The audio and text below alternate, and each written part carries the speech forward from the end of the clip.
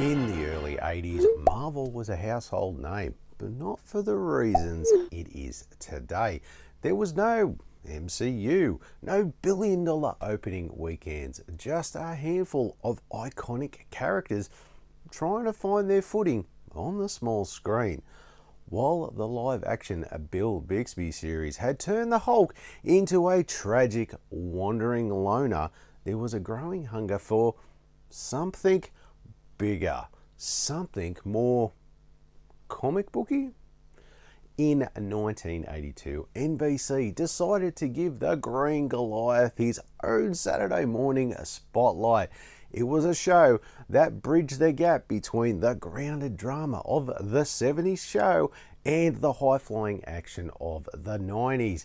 It gave us the first ever animated She-Hulk, a heavy dose of Stan Lee's narration, and a version of a Bruce Banner that actually looked like he stepped straight off the comic book page. Today, we are looking back at the forgotten gem of the Bronze Age of Saturday morning cartoons. This is the story of the Incredible Hulk cartoon. Debuting on the 18th of September 1982 on the NBC network, the Incredible Hulk, he wasn't a solo act for long. It was paired with Spider-Man and his amazing friends to form the Incredible Hulk and the Amazing Spider-Man Hour. While Spidey was the veteran, having debuted a year earlier, the Hulk was the new kid on the block, bringing a slightly more serious, sci-fi heavy tone to this Saturday morning lineup. Produced by Marvel Productions and Sunbow Productions, the legendary duo that would later give us the G.I. Joe and Transformers cartoons. The series ran for just one season of 13 episodes. Despite the short run, it's a dense 13 episodes. We aren't just talking about Hulk smashing tanks, we're talking about a gamma-based politics, secret identities, and a supporting cast that actually felt like family. To understand this 1982 series, you have to understand the tug of war happening with the character's identity at that time. Since 1977, the public's definitive Hulk was the live-action version, David Banner, the Lonely Drifter. But in the comic books, Stan Lee and Jack Kirby's creation was much more fantastic. He fought aliens, he was a founding member of the Avengers, and dealt with a military-industrial complex headed by a guy with a mustache who really hated him. Our primary objective is to capture the Hulk. The 1982 cartoon was a deliberate return to roots. It ditched the name David and brought back Dr. Bruce Banner. It also brought back the supporting cast fans felt were kind of missing from that live-action show, like Rick Jones, the teenager Bruce saved from the Gamma Bomb, and Betty Ross, the love interest, and not to forget her father, General Thunderbolt Ross. It also leaned heavily into the science fiction elements instead of just fighting bank robbers. Hulk was squaring off against the Leader, the Spy Master, and even Hydra. It was the first time kids saw the comic book Hulk, the one who could leap miles at a time and possessed the vocabulary that wasn't just limited to Hulk smash, though he did plenty of that too. When Hulk angry, Hulk smash! Behind the scenes, the show was a bit of a Marvel all-star project. The legendary Stan Lee provided the opening narration for every episode, lending the show an air of authority and that classic Marvel bullpen energy. The voice cast was equally impressive. Michael Bell, a voice acting titan you might know as Duke from G.I. Joe, voiced Bruce Banner. For the Hulk himself, the producers went for authenticity, hiring Bob Holt. Now, Holt didn't just growl, he gave the Hulk a certain pathos, a misunderstood monster who just wanted to be left alone. Leave Hulk alone! However, being a cartoon in the 80s meant navigating the choppy waters of the broadcast standards and practices. Damn you. You couldn't just have characters like punching each other in the face, which led to this very classic A-team style of violence. Lots of tanks just being flipped, lasers being fired everywhere, and numerous robots being dismantled, but very little actual physical contact between humans. One of the most interesting production choices also was the music. The series featured a very haunting synth-heavy score by Johnny Douglas. It really captured that 80s sci-fi mystery vibe perfectly, contrasting the high energy action with the tragedy of Bruce Banner's curse. When it launched, the show was a hit. Pairing it with Spider-Man was a masterstroke of programming, making NBC the destination for all Marvel fans. It held its own against some stiff competition like the Smurfs and Super Friends cartoons at the time. So if it was doing well, why did it stop after 13 episodes? Don't tell me anyway. The answer is less about ratings and more about the evolving landscape of the 80s toy-driven animation scene at the time.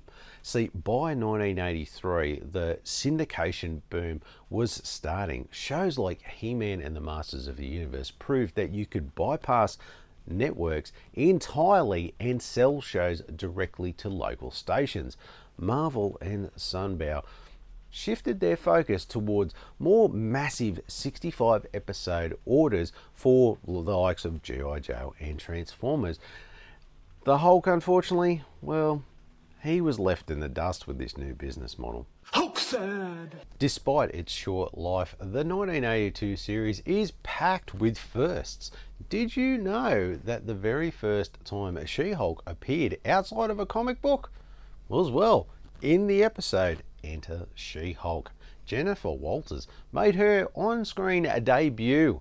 Interestingly, the show portrays her as Bruce's equal in every way, which, let's face it, is very progressive for a 1982 Saturday morning television. Girl power! There's also a long-standing rumour regarding the animation. While the show looks great for its era, fans have often pointed out that some of the Hulk's, shall we say, character models look suspiciously like recycled designs from the old 1966 Marvel superhero show. While not strictly recycled, the character designs were actually intentionally modelled after the 1960s art of Sal Buscema to give it a timeless classic feel. The show also features some deep cut Marvel cameos. We got to see the Puppet Master, Quasimodo, and even Dr. Octopus made an appearance. For a kid in 1982, this was the closest thing we had to a shared cinematic universe. The legacy of the 1982 Incredible Hulk is one of a transition. It proved that you could take a character who had been grounded by a live action TV show and return them to their over-the-top comic book roots without losing any audience. It set the visual template for the Hulk for, hell, the next decade. And when the Hulk returned in the 90s for his own UPN series, that show did actually take many cues from the 1982 version, specifically the dynamic between Banner and the military. It solidified the idea that Rick Jones was an essential part of the Hulk's mythos, a character that had been pretty much ignored for years in other media. It is now remembered by the fan base as the quintessential interpretation of the character.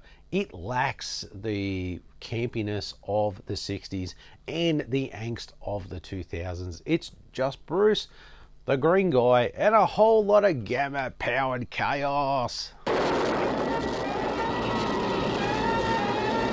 If you're looking to add this to your collection, the history of its release is a bit of a scavenger hunt, as in the 80s and 90s, several episodes were released on VHS by companies like Prism Leisure and Marvel Video, often grouped together as those little mini-movies as they like to do. However, the full series was difficult for a long time to get a hold of. But the show finally made its way to DVD in 2008 as a complete series set that was unfortunately only released in the United Kingdom by Liberation Entertainment, which was then actually later re-released by Clearvision on the 7th of June 2010. But as of this date, there has been no other DVD release in any other markets like the US, Australia, and etc. Well, I think that's bullcrap. Now look, I can't say that I do remember this cartoon from back in the day, but hell, I do remember watching the live action show with Lou Ferrigno, that's for sure. And the toys! Oh my god, there were some good ones at the time, like the Incredible Hulk Rage Cage from 1978. Oh my god, I loved this as a kid. Look, unfortunately, I didn't own it myself. A friend of mine had one, and I always used to love playing with it when I was over at his place. It was such a great toy. You can place the Hulk into the Rage Cage. A few pumps of the Hulk inflator, you can make the Hulk grow in size. Out of the shirt. And break out of the Rage Cage. Oh, anyway, let's get back to this. Now, this was really enjoyable to sit down and watch this, as it's very much like the Spider-Man 81 and Spider-Man and His Amazing Friends cartoon in so many ways, from especially the animation style, the stories, and the comic book accurate characters, that's for sure. It was cool to see some of the different types of characters like Quasimodo, Spy Master, and the Puppet Master, but I was kind of a little disappointed that we didn't see some more of his, shall we say, classic arch nemesis. Sure, we got the leader, that was cool, good to see, but I would have liked to have seen Abomination, Absorbing Man, and Wendigo, but maybe that's just me. Look, overall, I really enjoyed watching this cartoon. Sure, it's a classic 80s kids cartoon where the stories aren't too involved, but the action is where it's at, and with the Hulk running around smashing shit up, it was great. Look, I give this a solid 8 out of 10 for sure. Definitely one to get for any collector out there or comic book fan.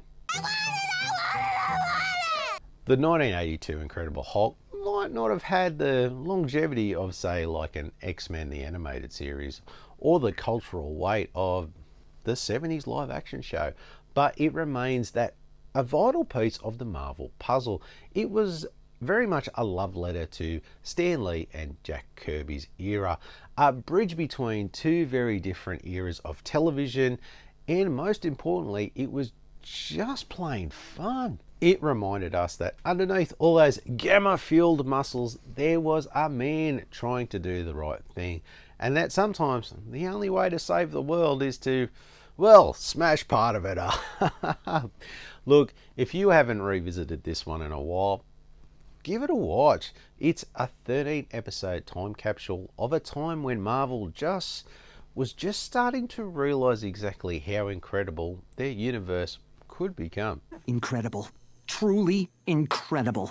Next week on the show, we are going to look at The Punisher movie from 1989. It's a classic I have fond memories of, and I am so keen to give it a rewatch.